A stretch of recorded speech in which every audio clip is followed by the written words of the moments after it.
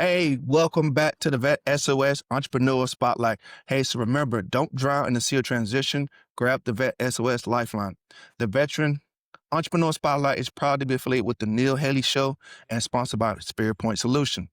Hey, so at Spirit Point Solution is a one-stop shop for leading-edge products, services, and training from multiple vendors, from your AI to your corporate gifts and so much more. They have everything you need to help your organization thrive in a modern economy. So check out all the valuable offerings at spearpointonline.com. I say that again, spearpointonline.com. And remember to use our code, man, VET S.O.S on anything you purchase there. That will help us continue our mission of improving the lives of those who have served. Hey, so today's show, we got a very special show today. We have Mr. Michael Dermer. He's a former M&A lawyer, founder and author of The Lonely Entrepreneur. Michael built the first company in the U.S. to reward people for healthy behaviors. We're going to talk more about that, creating the health rewards industry. He watched his company nearly vanish, only to rebuild it and have a successful exit. Fueled by the experience, Michael's mission at The Lonely Entrepreneur is dedicated to helping founders conquer the isolation, the pressure, and emotional burnout that often comes with scaling a business. Now, Michael has launched the Veteran Entrepreneur Initiative to empower 100,000 veterans and their families with the skills and ongoing support to start or grow their business. How's it going today, Michael? Doing great. Thanks for having me. Absolutely, man. Thank you for coming on. So now, usually I ask the question of transitioning, but you're not a veteran. So I want to go back in time. You initially started out this company called Incent One. Yep. And that was kind of the premise. I want to talk to have about it so you can have a healthy foundation. Like, what was the thought process when you started this business? Yeah. So I started my career as a corporate lawyer, as a mergers and acquisitions lawyer in New York City. Worked for a large New York law firm as a young deal guy. But I was really an entrepreneur at heart. And I stumbled upon and started the first company in the US to reward people for being healthy. I was out to dinner with some friends, and one of my friends' wives said, "Do you realize for every 10 women that don't follow their prenatal care, it costs the healthcare system $1 million?" And one of my buddies said, "Why don't you just pay them all 10 grand?" And that was it. That was the beginning of the end. As they say, I left this prestigious law firm for a basement and an idea, and started what got to be known as the first company in the US to reward people for being healthy. Got you. Now, that company didn't come without any struggles. Understand back in 2008, the company you built from the ground up clearly was about to go under, but you guys survived. I would ask, what did you learn from the experience to where you were able to go through that major, um, crash, let's just call it that, and then Yep. still make it on the other side of it?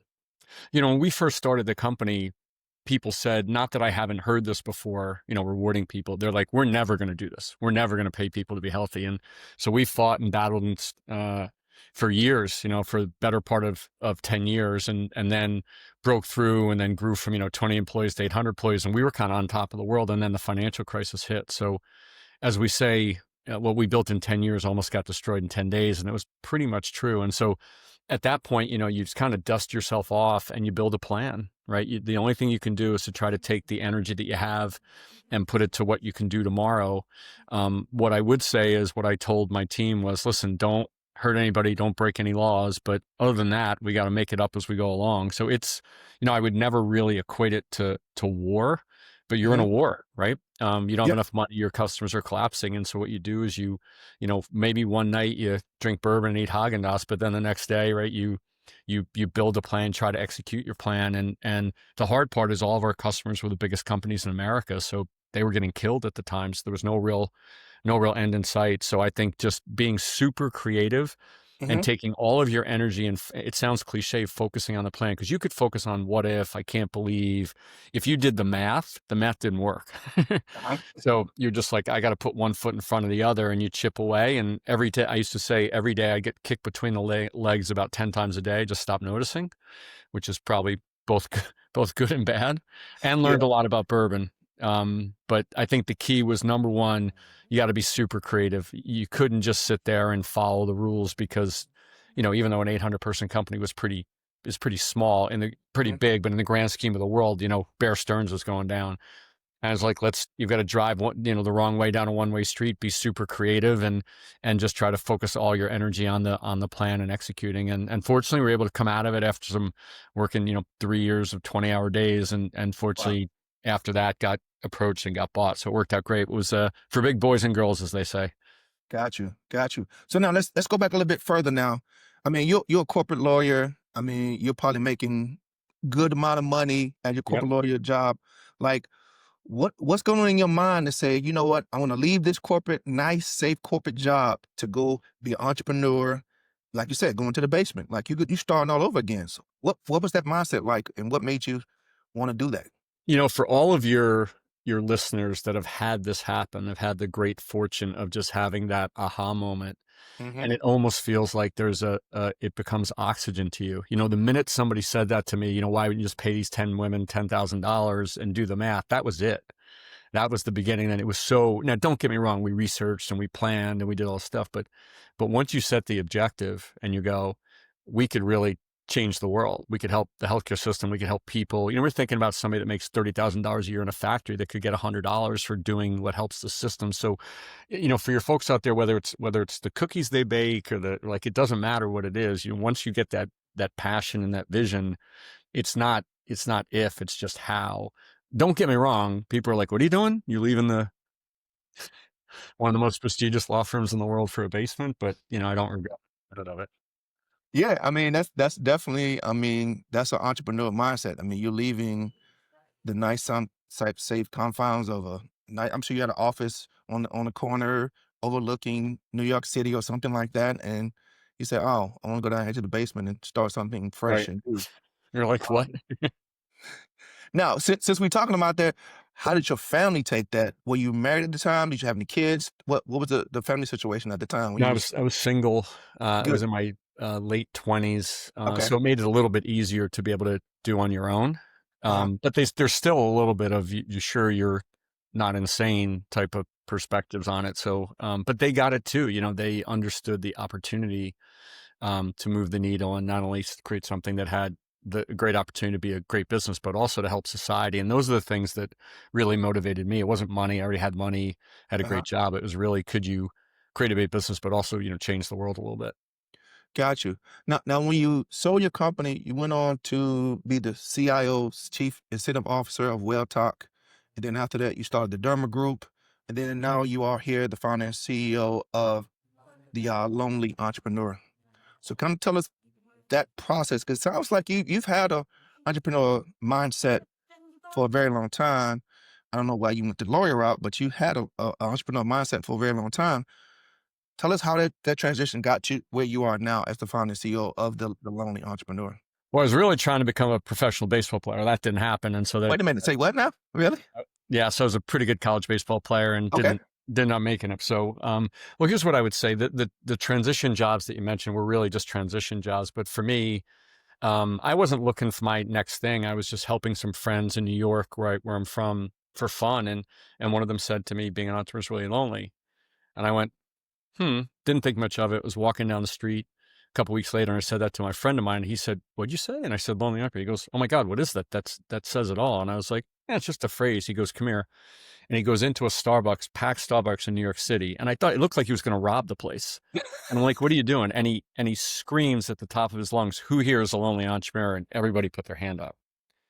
And I was like, "Oh, so you have a great city like New York with talent and money and passion and all of these people working hard on it, but it's not turning into success for most of them. Hmm. If you could wake up and do anything, boy, wouldn't it be fun to do that?" And that was the beginning of the Lonely Entrepreneur. Got you. Got you. So you started Lonely Entrepreneur. Like, who was your target audience? Who were you trying? I know you said a lot of people in New York City, but how did that evolve to where you are now with helping veterans? I guess is the The bigger one question. thing, and this is what related to the Veterans Initiative, the one thing that really started was like, okay, if it's so hard, how do you become an entrepreneur? Even though I was an entrepreneur, I was pretty formally trained. I was a corporate lawyer and a finance guy.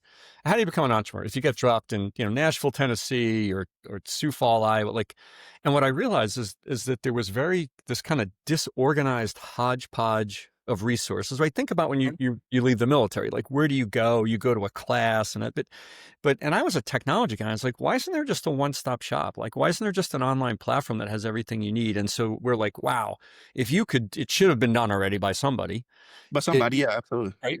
And it wasn't. And if you created a platform you could give to everybody, so a high school kid, a vet leaving the service, a soccer mom, a technologist, and you could build a platform that had everything, and it didn't exist, so we built it. So we had the opportunity to really help, quote unquote, everybody, and so we created this thing called the learning community, which we think is the first one-stop shop for entrepreneurs.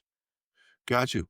So kind of tell us what, like you said, it's a one-stop shop. Kind of give us more details on what that looks like. How do you serve people and what you do? Yeah, we just said, okay, if you're going to give something to everybody, what do they need to have? And we Uh-huh. concluded that it was three things: knowledge, tools, and support. So knowledge is, what's an income statement? What do I do when I'm freaking out? So in one place, we now have 3,000 on-demand learning modules on Wow. everything: sales, marketing, finance. And so you don't have to go all over the place to find it. Secondly is tools. I need templates and legal agreements and how to pick an accounting package. And then thirdly, and equally importantly, was on-demand support, right? So that meant support right when you needed it. So it's online group coaching. You can sign up for an unlimited amount of online group coaching. And then a place to get your questions answered real time by members of our team. So you could walk into like a veterans business center and you can talk to somebody for an hour, but that's Yes. not really the experience. So we want to think about on-demand information, on-demand support for people at regardless of what stage that they're at. Got you. And so now you've got this online platform, and so people can tap into it as they want in this on-demand process. How does that, I guess my question is, what made you want to give this out to veterans and reach out to more veterans in that space? Because I mean, you didn't have a military background. What was the thought process behind that? Yeah, no, I appreciate very much the question. We could apply it to everybody and we run initiatives across, but you know what, honestly, candidly, growing up in New York and New Jersey where I grew up, even though there's a military base right there, I just didn't feel the people in the military, I don't have to tell you this, make such unbelievable sacrifices. We Hmm. forget all the time. It's a volunteer army, if you will. Yeah. And, especially in the Northeast, and in New York, the military is just not honored the way I feel like it should be honored, candidly.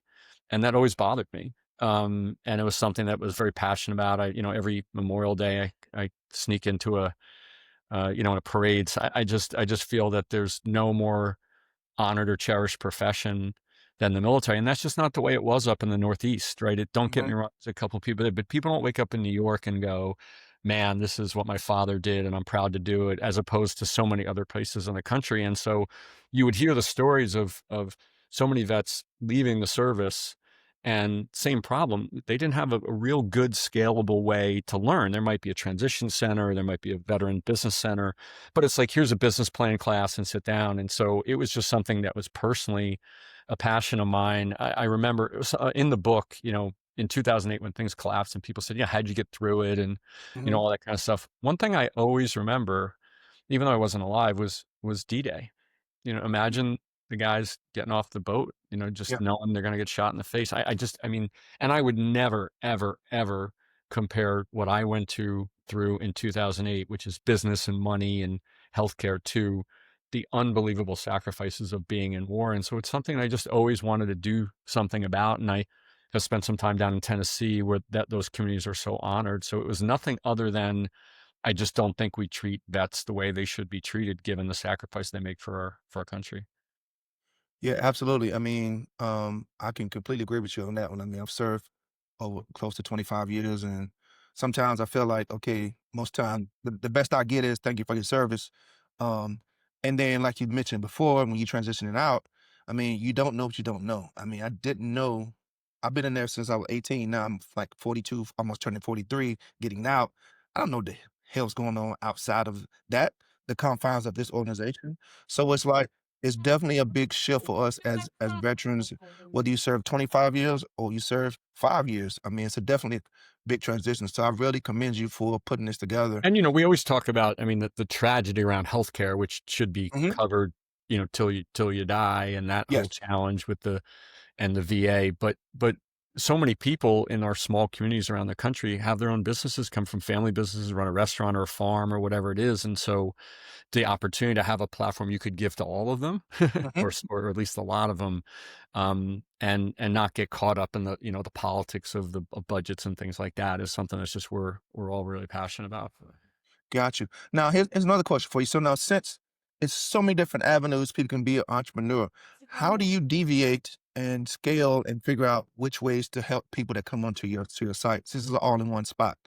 Do Yeah, you? that was really the way we approached it. We didn't want to just help people at this stage or that stage or this industry or that industry. We said, how do you help everybody? And what we really thought about was, okay, um, what do you need? Well, you need sales and marketing and finance. And in every one of those areas, if you really think about it, there's 100 of the same things, Hmm. right? They run across all those different things. It's probably like putting together a battle plan, right? There's components to it. And while Yes. you may be more well-versed on sales or more well-versed on marketing or more well-versed in finance, by having all that in the same place, you can kind of dial into the ones that you need. And we've got the help for you, right? So if you don't know what to do, we've got this on-demand help. So we've got these group coaching sessions and people that you literally can ask a question and ask for doing it. So we had to make it broad enough that it applied to everybody, and then ultimately would give people the guidance they need to be able to do what they need to do. Got you. Now, for entrepreneur veterans like myself, how can we be a part of this program? How do we get enrolled? How does it work? Yeah, so there's two parts of it. There's the part that's free to veterans, for 100,000 veterans, and then there's the funding part. So I'll start with the funding part. So the funding part is, we would encourage any corporations, philanthropies, and even individuals. You can just go to TLEfoundation.org/VEI, which stands for Veterans Entrepreneur Initiative, and it gives you the option to contribute any amount of money. For every $250 contributed, we can support a vet for a full year with the platform. And also any particular vets that want to go there, or I would encourage you can go to that site as well, and sign up. And also anybody that wants to, feel free to pass along my contact information. Anybody that wants to sign up for it, or works for an organization that wants help, or a veteran business center that would want to take advantage of it. Our goal here is, with giving it to this 100,000, and frankly, 100,000 we think is just the start. Hmm. We want to get to 1 million at some point. So if you're a corporation, philanthropy, or an individual, you want to support this financially, great. And if you're a vet, you want to have access to it, just reach out to us, and it would be our pleasure. Absolutely. Give us that website one more time. Sure. It's just TLEfoundation.org TLE slash Foundation. VEI. VEI. So TLEfoundation.org Yep. /TEI. VEI, veteran. VEI. Yep. Veteran. Got you. Man, so it sounds like this is going to be a great program. I'm definitely going to sign up right after this. Yep. Yep. So definitely looking forward to it. Is there anything else that you want to put out to the folks while we got their ear? You got them listening to you. Anything else you want to put out to them to help them out? Well, listen, you don't need me to say this, but I do think that around the country and around the world, we should understand the sacrifices that our military communities and their families make. Oh, and that's the other thing I should mention, is this is also available to families, not just the vets themselves. So family members can sign up, and the like. And I just think that if we can do our small part to try to make the transition a little better, it's the least that we can do for the fat sacrifices that the military makes for us. Absolutely. Hey, Michael, I want to thank you so much for joining me today. We're going to have that link to the website down below of this video. So thank you, Michael, for joining us on the VET S.O.S podcast today. Hey, on behalf of the VET S.O.S family, we'd like to thank you and everyone for joining us. You can find VET S.O.S podcast on all your favorite platforms, your YouTube, your social media platforms. And when you're on there, make sure you subscribe and follow VET S.O.S so you don't miss anything like this great interview we just did. And also, remember, don't drown in the sea of transition. Grab the VET S.O.S lifeline.